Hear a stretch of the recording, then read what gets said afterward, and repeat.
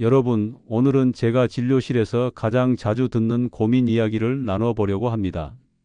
선생님, 밥도 잘 먹고 고기도 먹는데 왜 이렇게 힘이 빠질까요? 계란도 하루에 몇 개씩 먹는데도 다리가 후들거려요.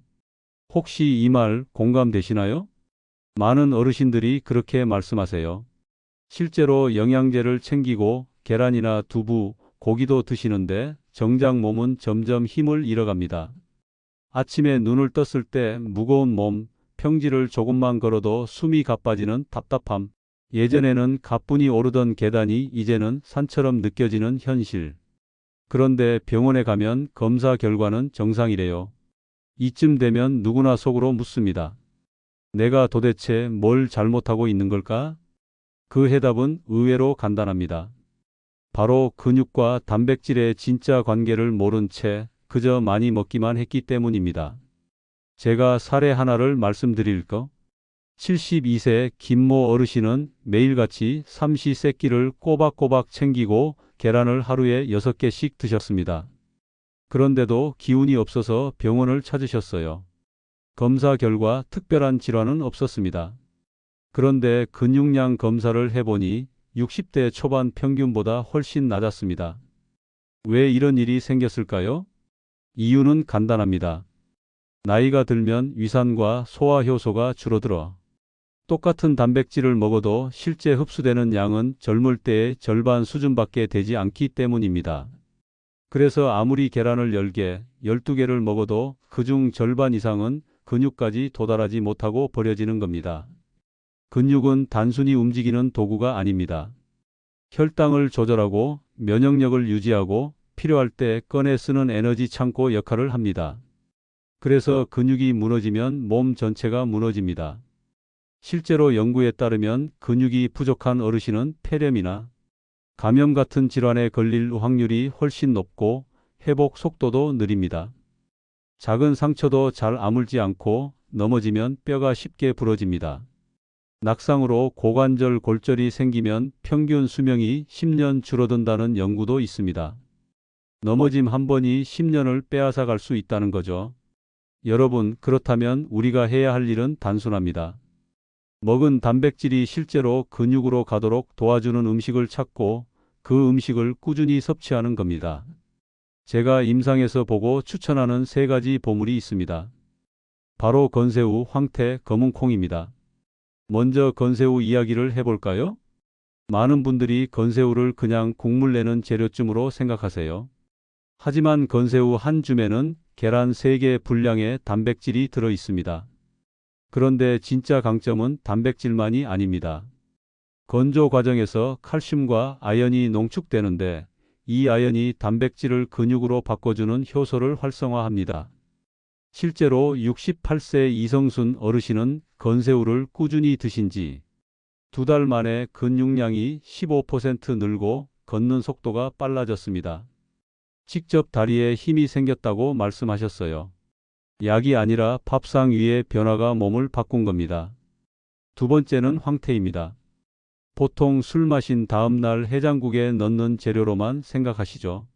하지만 황태는 얼고 녹는 과정을 수십 번 거치면서 단백질 구조가 풀립니다.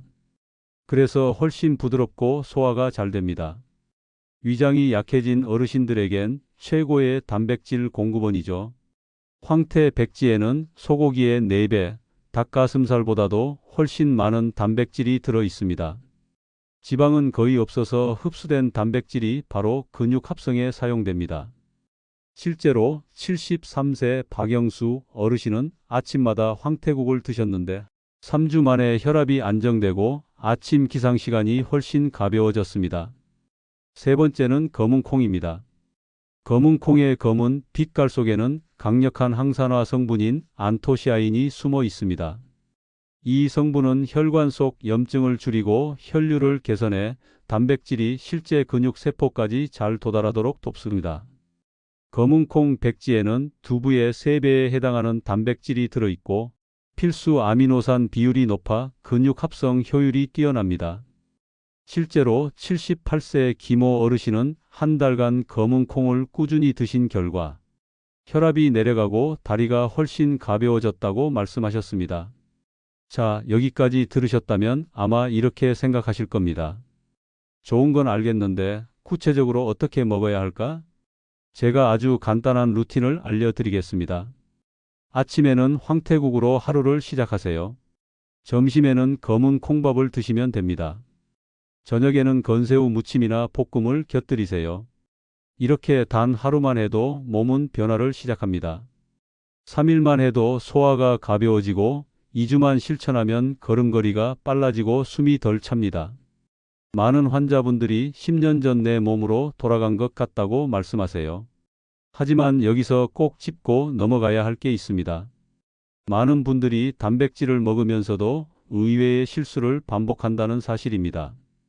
두부와 시금치를 함께 먹으면 시금치 속 수산 성분이 칼슘 흡수를 방해합니다. 밥 먹고 바로 마시는 커피도 단백질과 무기질 흡수를 크게 떨어뜨립니다.